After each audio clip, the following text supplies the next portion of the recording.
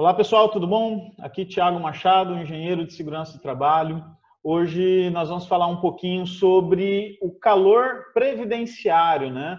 A situação onde o calor ele vai gerar aposentadoria especial. Então, para quem assistiu o nosso vídeo anterior, junto com o professor Ivomar Mezzoni, falando sobre esse assunto, onde que teve a atualização do anexo 3 da NR15, onde foi descartado a exposição insalubre do trabalhador por calor por fontes naturais, a Previdência Social se manteve caracterizando a aposentadoria ainda por fontes naturais. Então, no vídeo anterior nós falamos um pouquinho sobre isso e houve alguns colegas que não concordaram com essa colocação do professor Ivomar através desse vídeo. Então, por conta disso, convidei o professor Claudeci, né, para comentar sobre esse assunto. O professor Claudeci, que é especialista na Previdência Social, não só na aposentadoria especial, né? E eu quero passar a palavra para o professor Claudeci, né, para até rebater essas dúvidas, para tirar essas dúvidas, se a gente leva ou não em consideração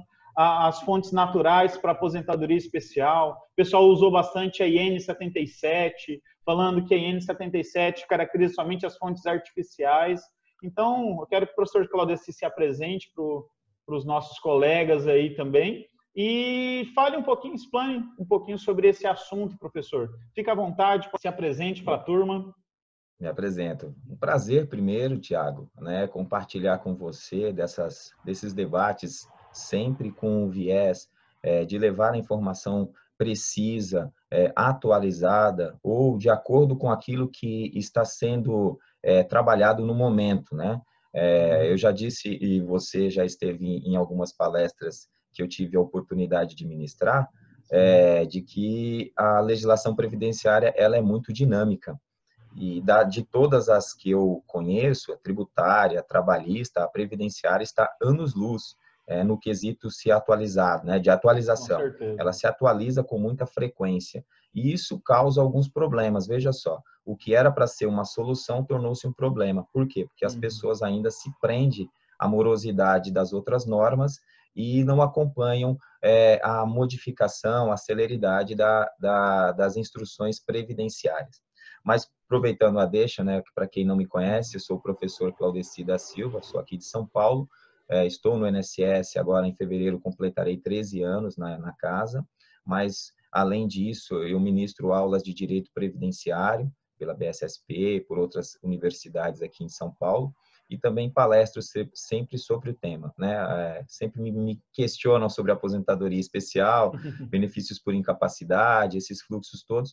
Então, como eu gosto muito e faz parte do meu currículo, da matéria, da minha ação também de trabalho, eu procuro sempre que possível participar desses eventos junto com pessoas como o Thiago, como o Machado, como a Rúbia, né? Como a Nilza Machado, pessoas que estão preocupadas em entender melhor a legislação e trabalhá-la de acordo com os preceitos legais, mas acima dos preceitos legais, a proteção ao trabalhador. Então, isso acho que me aproxima de pessoas como o Thiago Machado, como o próprio Machado, como a Nilza, a Rúbia, e dentre muitos outros aí, o próprio Maia, né, que faz parte do Comitê Gestor do E-Social, que a gente participa e discute muito. Então, a ideia aqui não é, Tiagão, você sabe melhor do que eu, não é decretar algo, mas é mostrar como que as normas estão sendo interpretadas nos seus devidos locais. Como é que ela é interpretada no trabalho, como ela é interpretada na Previdência.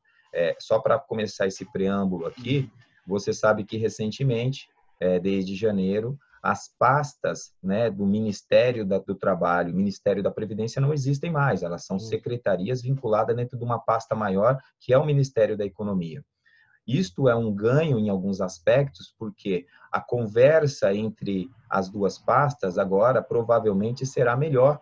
Então, algumas arestas serão aparadas, porque a gente ainda possui uma divisão muito clara, né, entre a trabalhista... Aquele negócio de Q3, Q5, né? Perfeito, perfeito. Que é aposentadoria e não é insalubre. Q3 previdenciário Q3 é pacífico.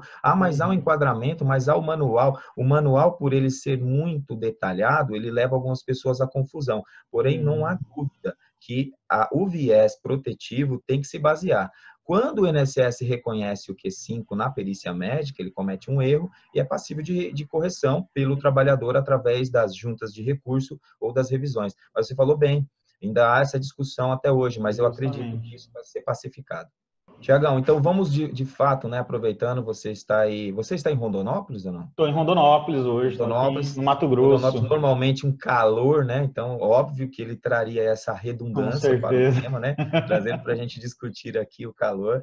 Com certeza. E eu, antes de trazer realmente, de fato, o tema que a gente vai fazer, eu falei um pouco do histórico, né, da aposentadoria especial. Eu, Tiago, pedi a liberdade para você. Então, no Brasil, a gente começa a regulamentar de fato, né, em 1960, né, com a Lei 3.807. Então, ali, em agosto de 1960, que o governo começa a trabalhar nesse sentido. E, no primeiro momento, o governo é que sustenta esta aposentadoria especial. Por quê? Porque não existe um financiamento para ela ainda. Ela ainda é estatal.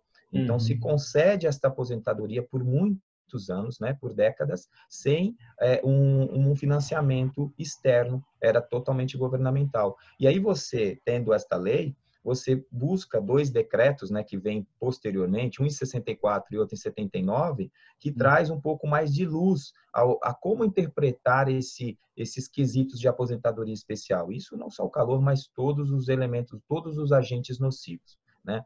E, por conta disso, por que eu gostaria de trazer esse histórico? Porque o primeiro decreto que surgiu, que é o 53.831, de 64, ele fala de fontes artificiais. Então, aí já começa a surgir no quesito calor a questão das fontes artificiais. E ele vai com força, até muito lá na frente. E quando surgem outros decretos, surge o de 79, mas que não toca no assunto não altera, artificiais, ele acrescenta as atividades, ele fala quais as atividades que o INSS tem que equiparar-se à aposentadoria especial, tá certo? Então, ele não muda o texto do decreto anterior, de 64, então isso é importante deixar claro.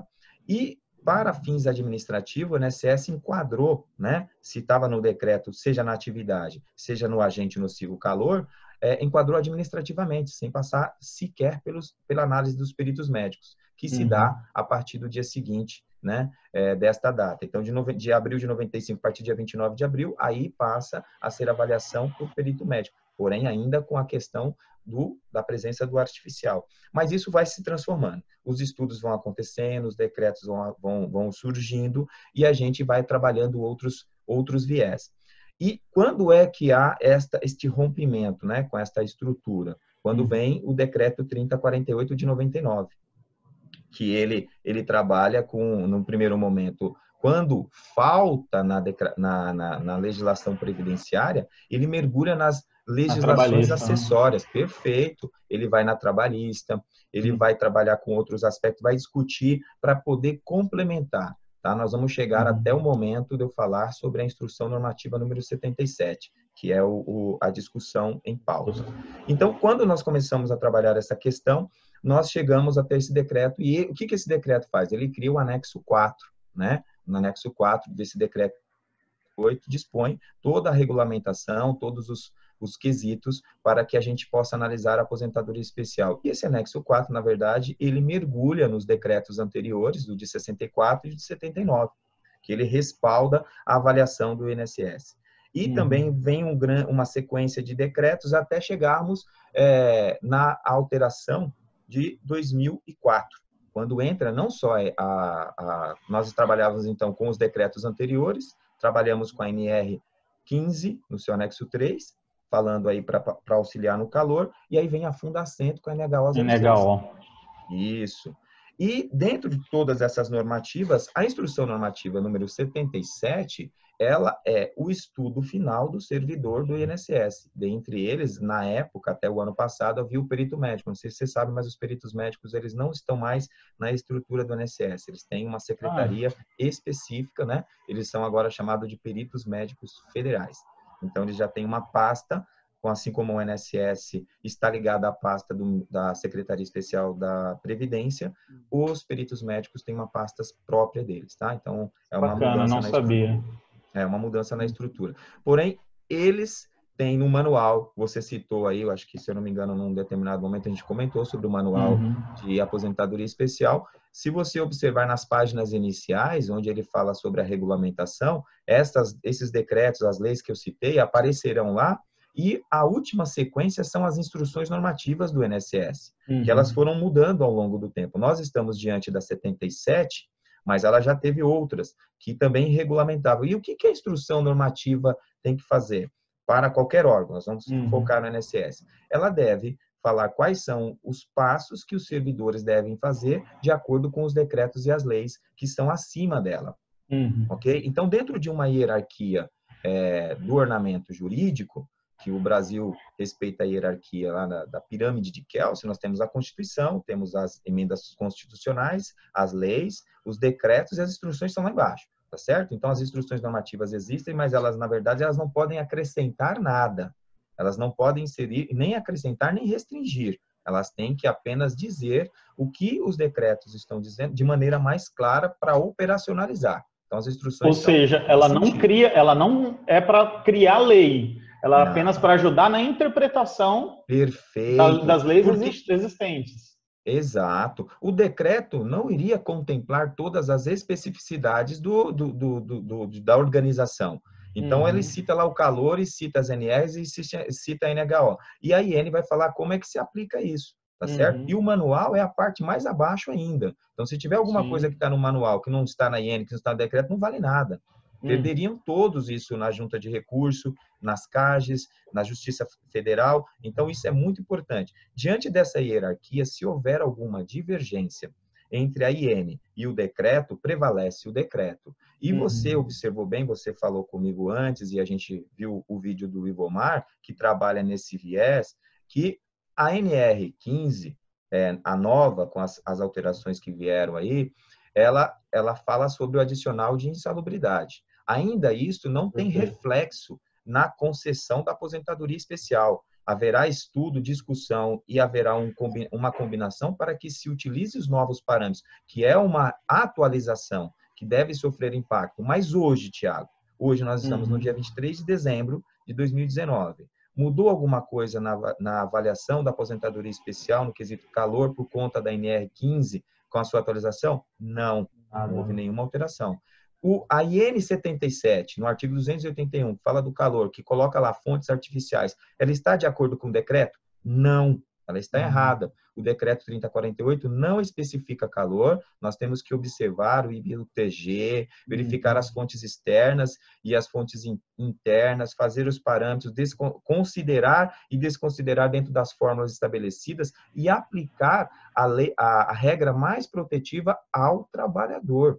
Então, quando a gente falou lá sobre, olha, então agora não se fala mais em fonte artificial ou só se fala em fonte, nada, não tem nada disso, tá certo? Uhum. Se você olhar inclusive no manual da aposentadoria especial, ele traz Ela um não quadro cita, né? que ele fala todos os momentos, a cada tempo lá, desde 1960, passando por 28 de abril de 95, por Uhum. março de 97, e vem chegar até a utilização da NHO em 2004. Já era para ter sido Uhum. alterado em 2003, mas por um lapso temporal da norma, o INSS só começou a aplicar a NHO 06 em janeiro de 2004. Mas é dali e não tem acréscimo. E o manual está atualizado. É Uhum. óbvio que com todas essas modificações possa sofrer alguns impactos, como você já disse, inclusive, da questão Q3, Q5. Nós Sim. podemos inserir outros elementos. É necessário estudos técnicos de profissionais como vocês, como engenheiro, como médico Uhum. do trabalho e outras áreas, para fundamentar alterações na legislação. O que a IN faz em relação a isso é um erro. E o Uhum. trabalhador pode fazer a correção quando o perito médico federal fizer um enquadramento de acordo com a IN 77, que fala só das fontes artificiais? Claro que pode. Ele vai Uhum. alegar na junta de recurso que não é isso que diz o decreto e que a instrução normativa não está acima do decreto e pede a correção para o enquadramento. Isto é a via legal para a correção de uma distorção. Há um desalinhamento entre a IN e o decreto. Não é o único, isso não é um grande problema. Bastou pessoas como você, como o professor Paulo Rogério, que fez um artigo Sim. brilhante sobre este tema, né? Ele demonstra claramente esta distorção, dentre outras, e que precisa ser corrigido. E o INSS, que eu sei, está acolhendo este debate e nesse momento, está passando por uma revisão na instrução normativa. Talvez em 2020 nós já teremos esta correção, Tiagão. Bacana. Me diz uma coisa, professor, você que trabalha no INSS, já tem visto pessoas recorrendo, às vezes algum profissional que emitiu um LTCAT, por exemplo, não considerando as fontes naturais, né? E o trabalhador recorrendo isso junto ao INSS, você tem visto alguém já fazendo esse tipo de movimentação? Ou o pessoal está calado em cima disso daí, professor? Existe, Tiagão, mas ainda é um número muito reduzido, né?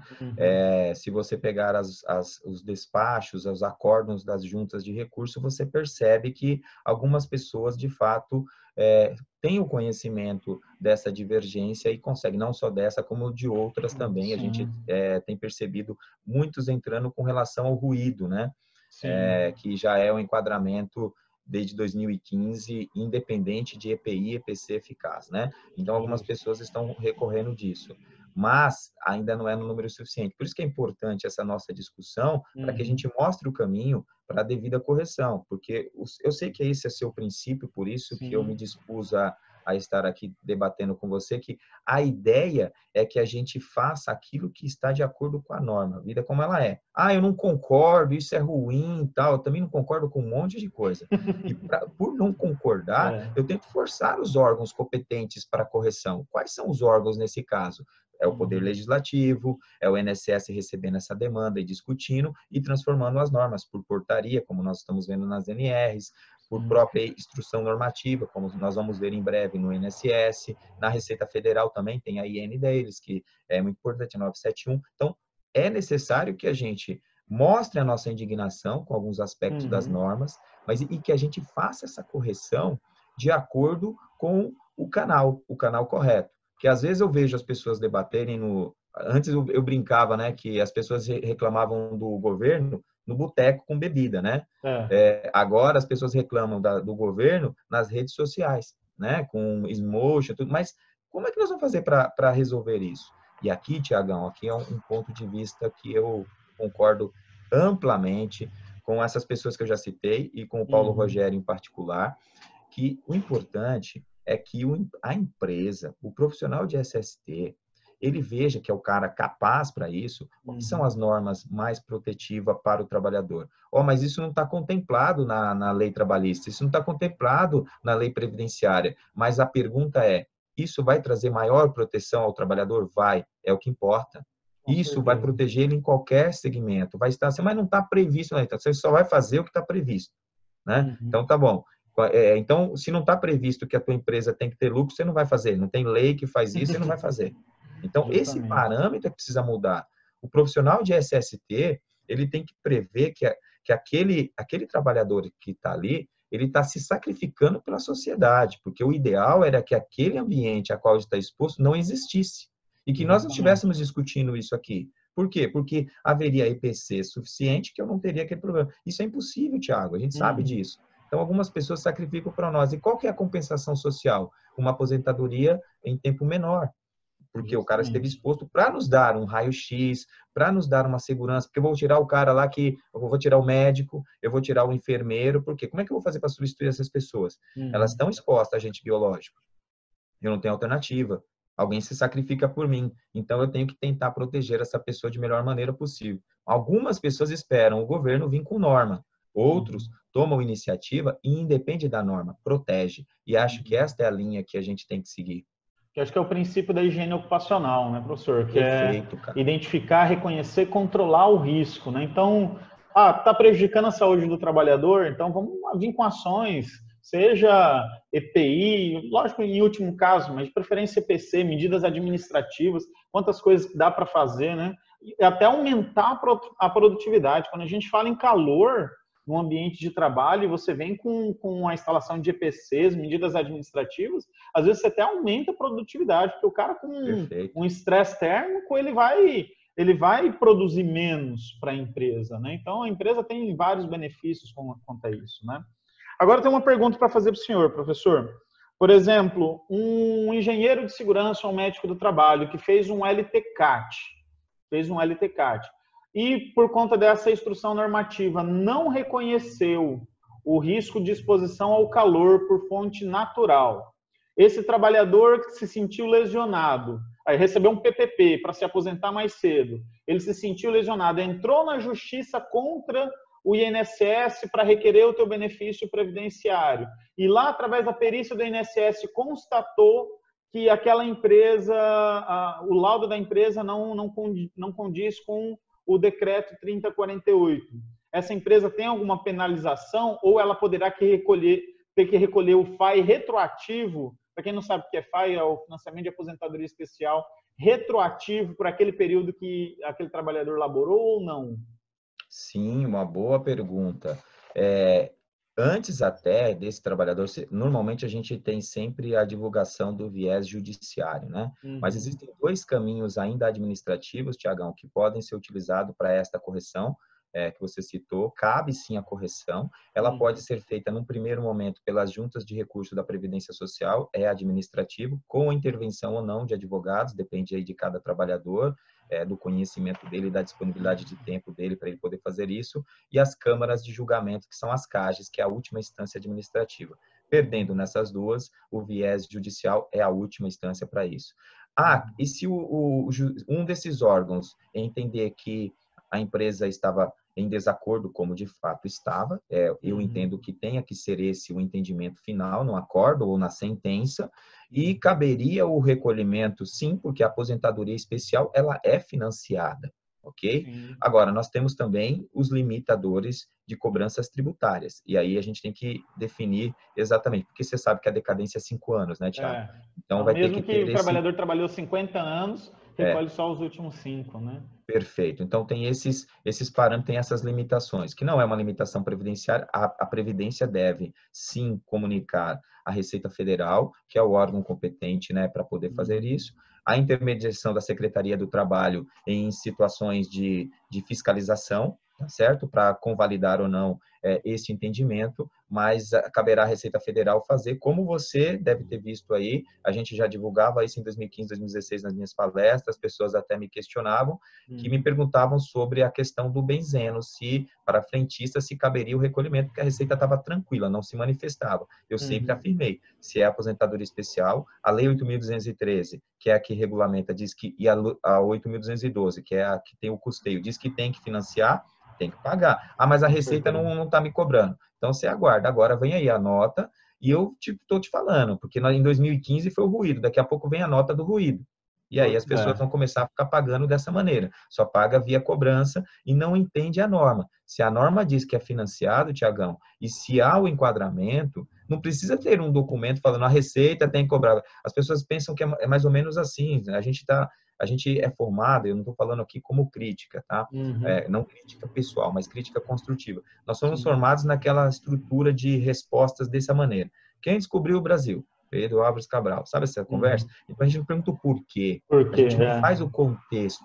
E a gente não precisa de uma norma que me diz. É só você fazer a ligação. Se é financiado a aposentadoria, alguém financia. Quem financiou, não financiou, não deu o cumprimento, quem fiscaliza pode cobrar dentro dos prazos legais, cara. Então, esse exemplo que você citou é passível, sim, né? São as ações regressivas do INSS, que as pessoas vão começar, acho que agora, discutir mais. A gente tem não só este exemplo que você fez, mas diversos que ocorrerão ações regressivas. Eu não sei se você sabe, as ações regressivas, elas vão num grau tão elevado que até se você, Tiagão, Deus o livre que isso aconteça, estiver no trânsito, em desacordo com as normas de trânsito, causar um acidente para uma pessoa, um atropelamento, e aquela pessoa ter direito a um benefício previdenciário, mas você foi julgado e culpado, ou seja, você estava com um teor de álcool acima do permitido, desrespeitou uma norma de trânsito, este benefício não é do INSS, é seu,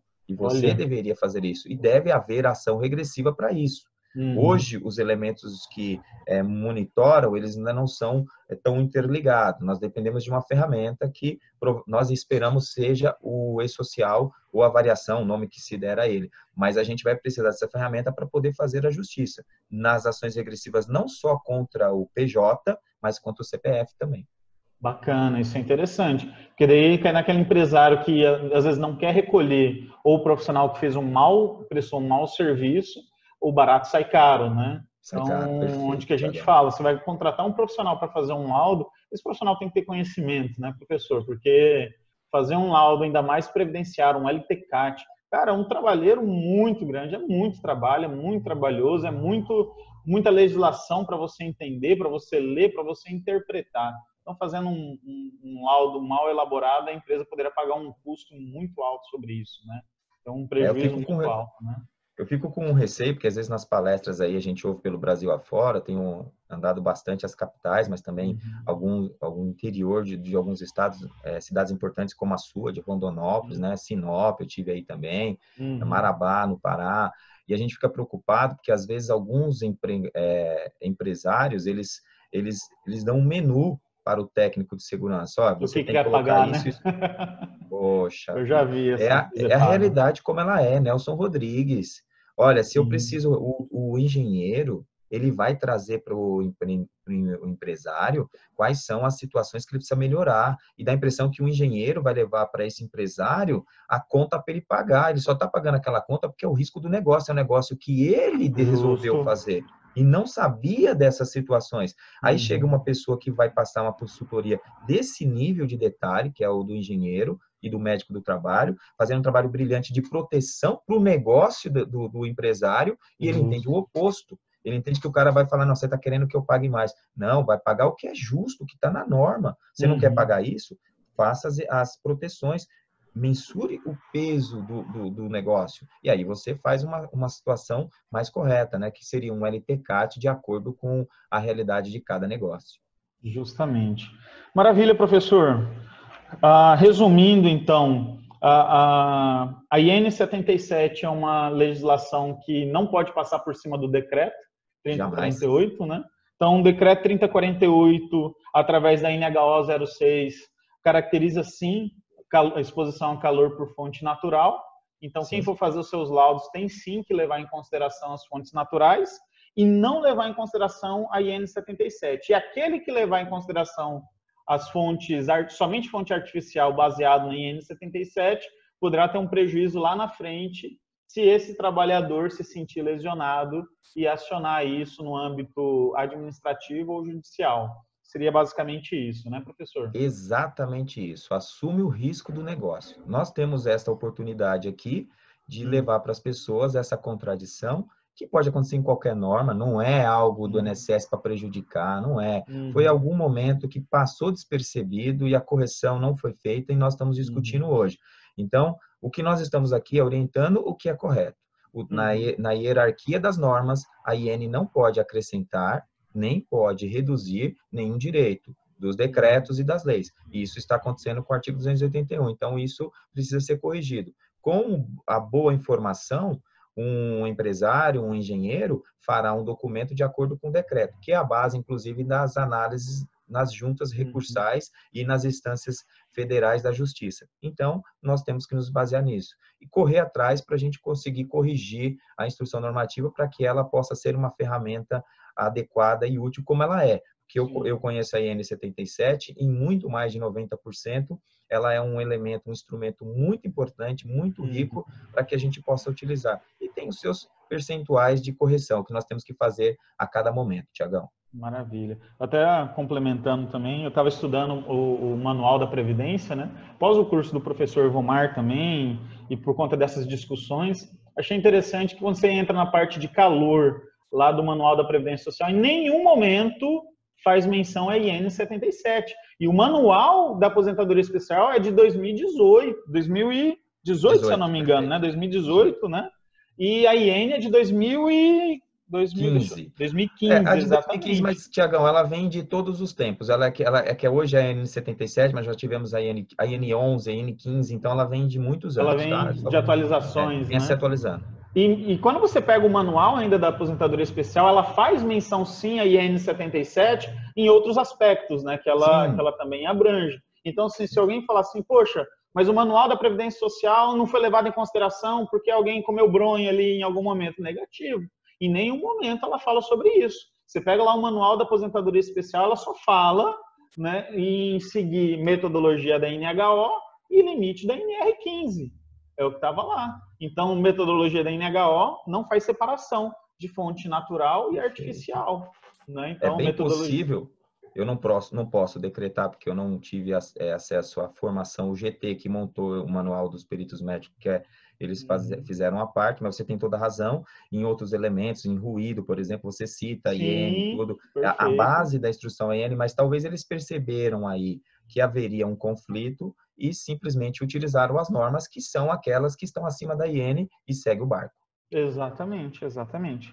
Professor Claudeci, muito obrigado pela tua explicação. Acho que ajudou bastante, vai ajudar bastante os colegas que estavam nessa dúvida. Então, como eu falei, teve alguns grupos no WhatsApp que deu uns transtornos, tem gente falando, ah, mas a IN, muita gente citando a IN, né? Então, acredito que muitos profissionais estão usando como base a IN 77 Isso é nesta bom. questão, né? Então, acredito que esse vídeo vai ajudar bastante, me ajudou muito também, né? E vai ajudar muitos profissionais também. Agradeço muito de coração a tua ajuda aí nesse esclarecimento, professor.